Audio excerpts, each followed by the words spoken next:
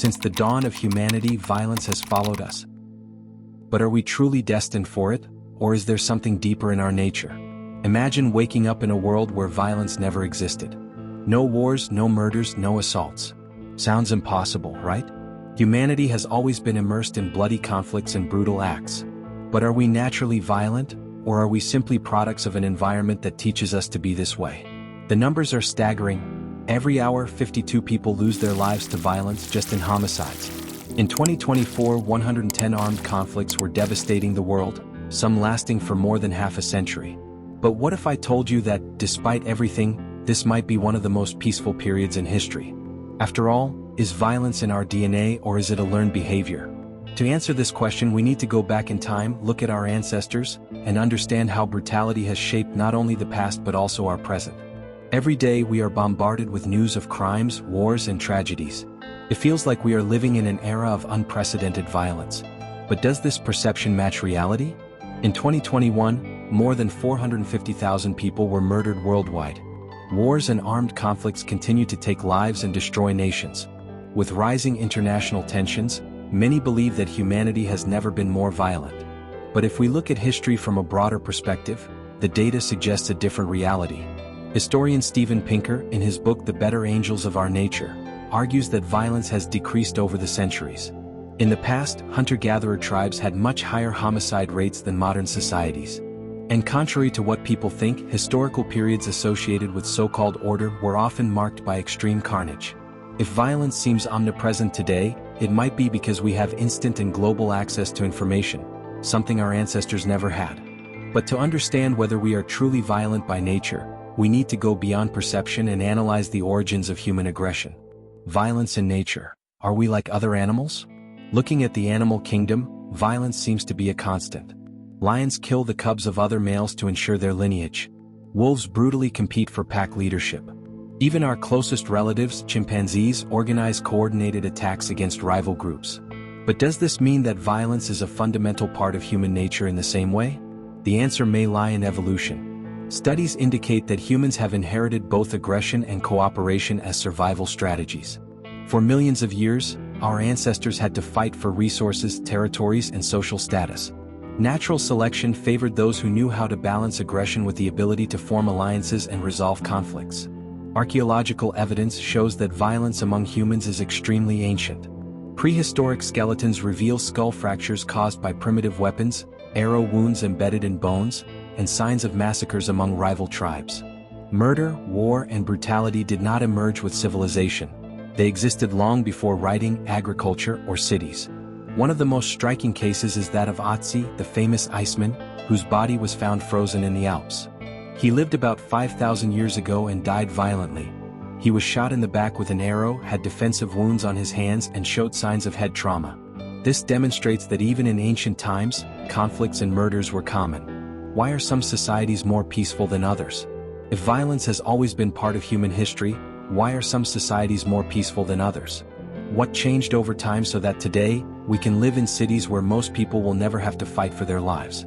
The answer may lie in social evolution and how we have learned to control our most primal impulses. The concept of human self-domestication, an evolutionary process that favored more sociable individuals while gradually reducing extreme aggression, could explain this shift.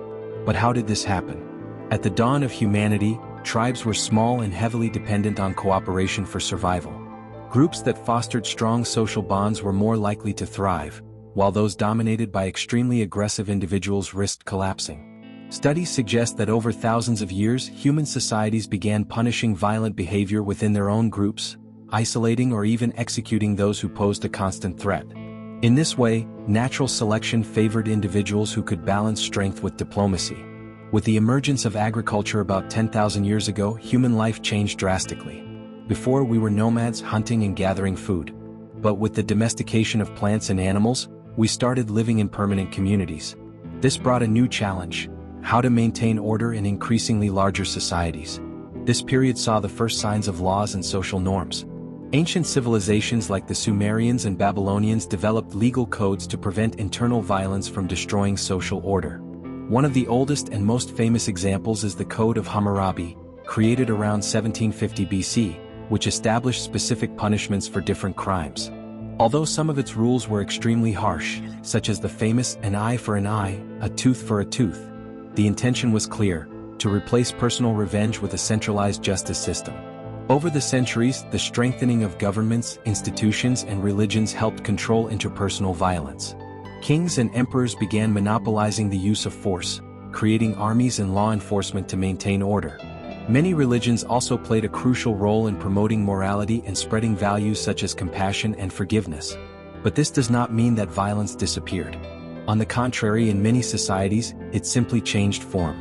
If in the past, battles were fought between tribes with spears and stones, great empires later engaged in monumental wars, often wiping out entire populations. Violence did not vanish. It simply became more organized and, in many cases, legitimized by the state. The decline of violence in modern times. Nevertheless, data shows that proportionally homicide and violent death rates have declined throughout history.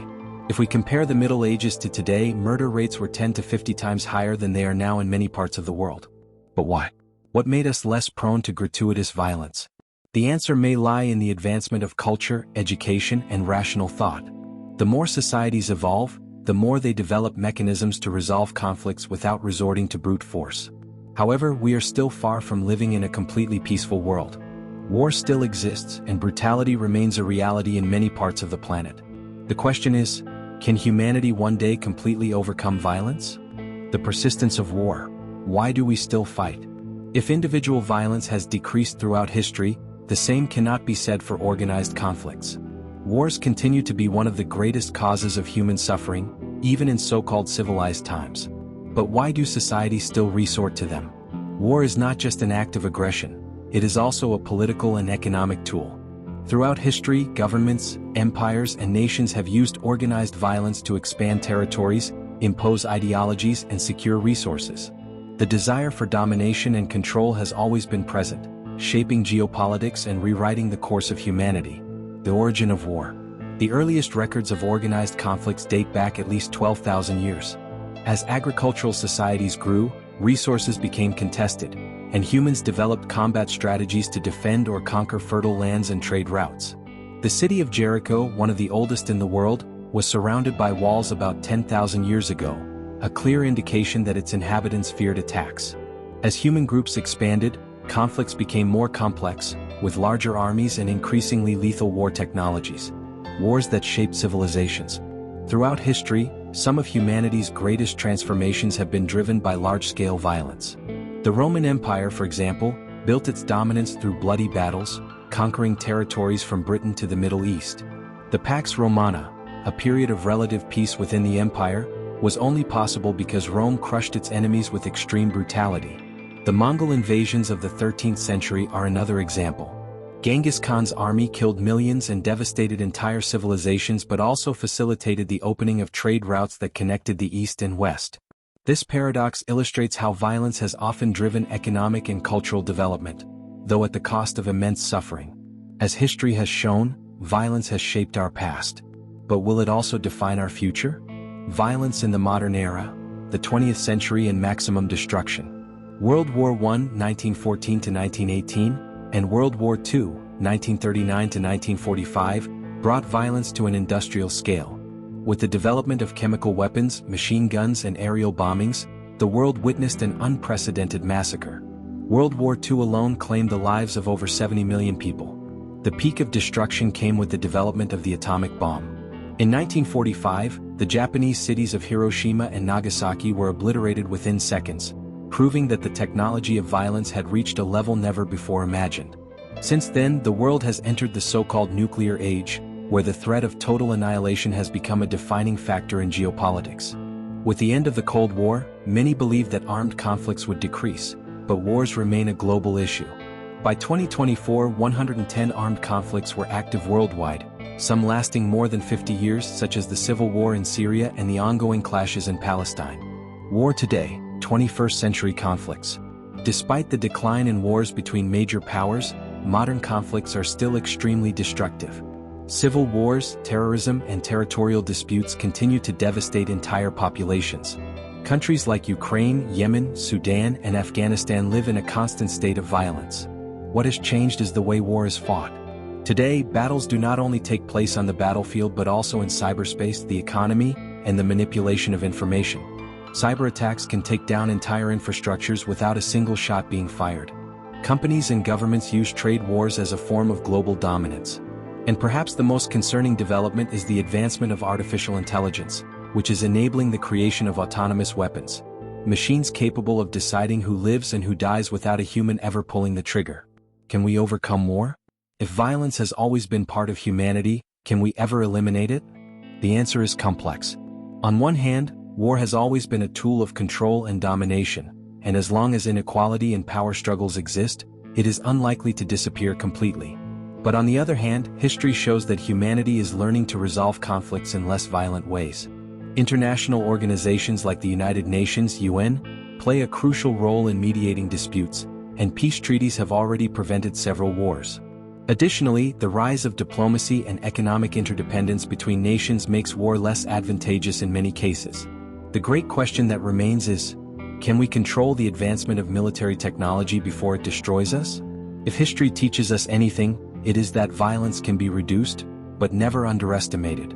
Beyond physical violence, structural and social oppression. When we think of violence, we often picture wars, brutal crimes, and murders.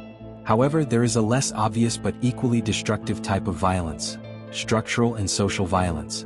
Unlike physical violence, it does not manifest directly but rather through systemic inequalities, economic exploitation, racism, political oppression, and the marginalization of entire communities.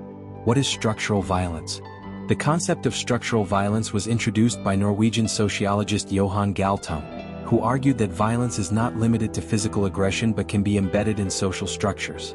In other words, when a system denies basic rights to a group of people, it is perpetuating violence, even if no one is wielding a weapon. But how does this work in practice? Consider extreme poverty. If someone dies of starvation in a world where there is enough food for everyone, that death is not an accident, it is the result of an unequal system. The same applies to lack of access to healthcare, education, and adequate housing. In developing countries, millions of people live in subhuman conditions, trapped in cycles of poverty and exclusion.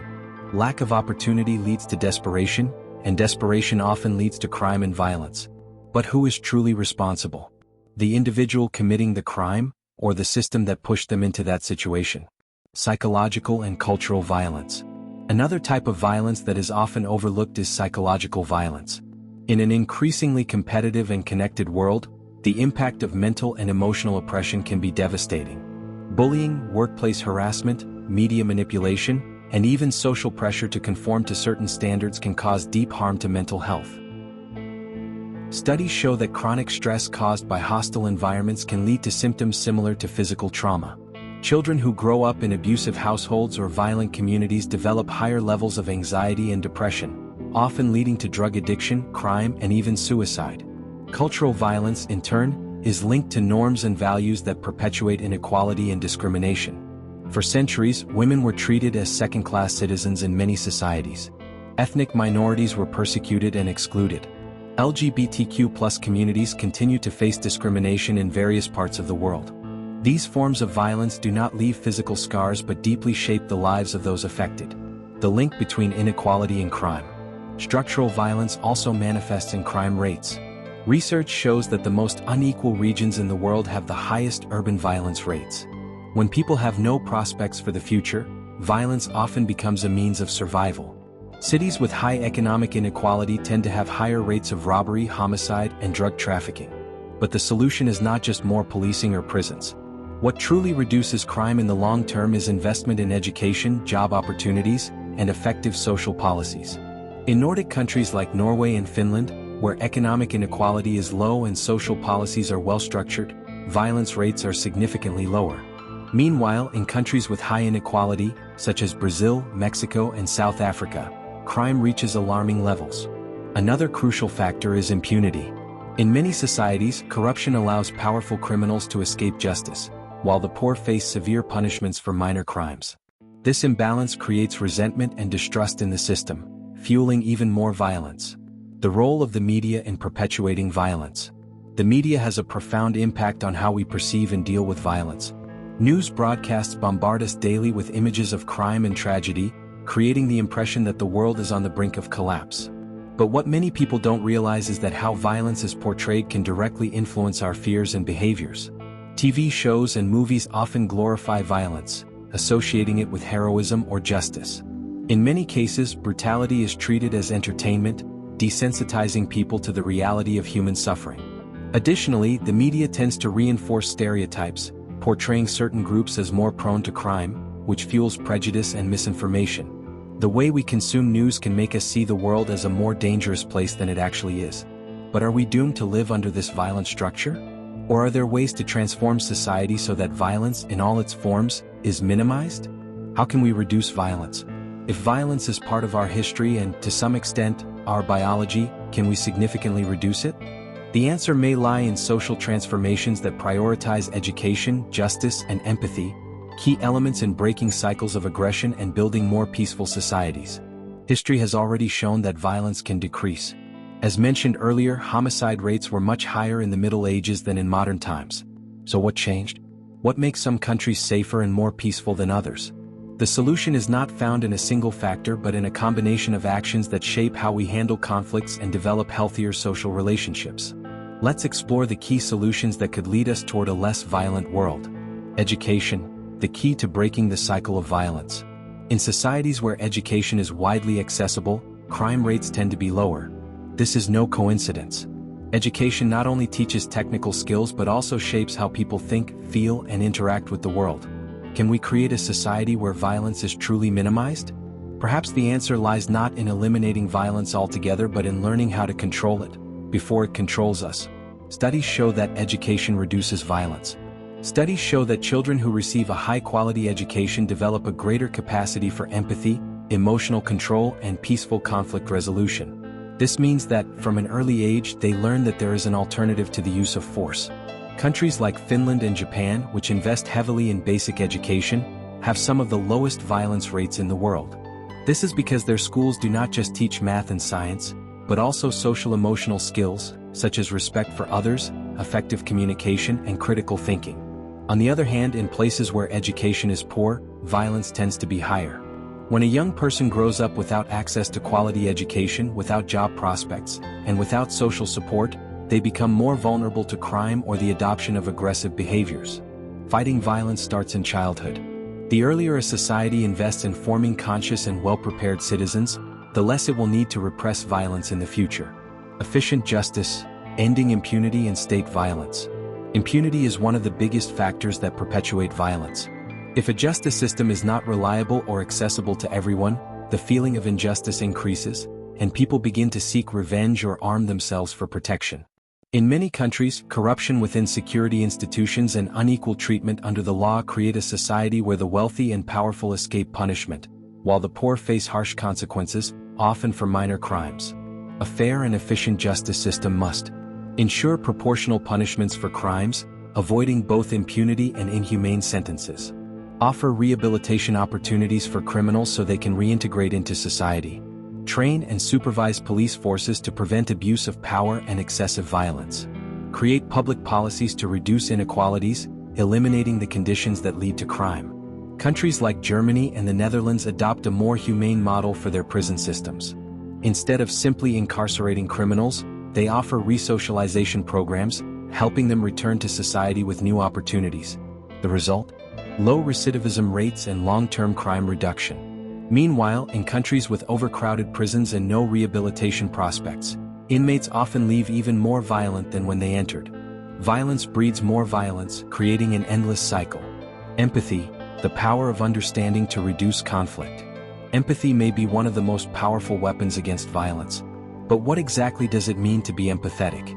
Empathy is not just putting yourself in someone else's shoes. It means understanding that every person has stories, experiences, and pains that shape their actions. Many times, violence stems from fear, frustration, or despair, and instead of simply condemning an aggressor, we need to understand what led them to that point. In recent years, several neuroscience studies have revealed that the human brain is biologically programmed for empathy, but this mechanism must be developed. This means that the more we encourage emotional connection and dialogue, the less violence becomes necessary as a response to conflicts. Practical examples of how empathy can reduce violence include Conflict mediation. Instead of resolving disputes with aggression, mediation allows people to talk and find peaceful solutions. Restorative justice practices. In some countries, victims and offenders have the chance to dialogue and seek a resolution for the harm caused, avoiding unnecessary sentences. Emotional education in schools.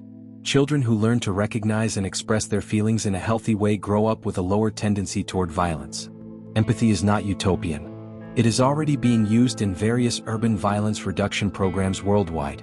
In Medellin, Colombia, for example, community programs focused on rehabilitating young people in violent areas have helped drastically reduce crime rates. The role of communities in preventing violence. No solution to violence can come only from the state. Communities themselves play a fundamental role in creating safer and more peaceful environments. Neighborhoods with a strong sense of community tend to have less violence because people know each other, help each other, and protect one another. When social ties are strengthened, crime becomes less attractive and less necessary. Examples of community initiatives include cultural and sports projects for young people, keeping them away from crime and offering new perspectives. Support networks among neighbors, creating a safer and more collaborative environment. Partnerships between the community and the police, promoting security without excessive repression. The safest cities in the world are not those with the highest police presence, but rather those where communities are active and well organized. Are we truly evolving toward a more peaceful world? After analyzing the history of violence from primitive times to the modern era, a big question arises. Are we truly evolving toward a more peaceful world, or have we simply changed the way we express our aggression? If we look at the data, there are reasons for optimism. Never before in history have there been so many peace agreements, diplomatic organizations, and knowledge available about the importance of cooperation and human rights. Homicide rates in many countries have been declining, and conflicts between major powers have become rarer. However, at the same time, violence has not disappeared, it has simply transformed. Today, instead of armies invading territories, we see cyber wars, economic attacks, and misinformation manipulation being used as weapons. Political polarization and ideological extremism also show that while we may have fewer physical wars, conflicts continue to divide and weaken entire societies. What will humanity's future look like? We can imagine two opposite scenarios for the future of violence. A more peaceful and just world. If we continue investing in education, international cooperation, reducing inequality, and developing technology for global well-being, there is hope that violence will become increasingly unnecessary and rare. Artificial intelligence and scientific advances may help prevent crimes, predict conflicts, and promote security in innovative ways. A more violent but silent world. If we allow inequality to increase, social polarization to grow, and destructive technologies to become tools of power, we could enter a new era of violence, where wars are not fought with traditional weapons, but rather with algorithms, psychological manipulation, and invisible oppression. What will determine our path is how we choose to deal with today's challenges. Can we truly overcome violence? Violence has always been part of human nature, but so has our ability to change, learn, and evolve. We have already transformed entire societies through ideas and actions. The world today is not the same as centuries ago, and tomorrow's world will depend on the choices we make now. If we want a more peaceful future, we need to teach empathy and emotional intelligence from an early age, create policies that reduce inequalities and eliminate crime incentives, develop technologies to protect, not to control or oppress, promote dialogue and avoid extreme polarization. Peace does not happen on its own. It is built day by day, decision by decision. The question that remains for each of us is, what kind of future do we want to help create? If you enjoyed this reflection and want to keep exploring the mysteries of our existence, subscribe to the channel, like this video, and turn on notifications. Now, I want to hear from you. Do you believe humanity can overcome violence, or will it always be part of us? Leave your comment.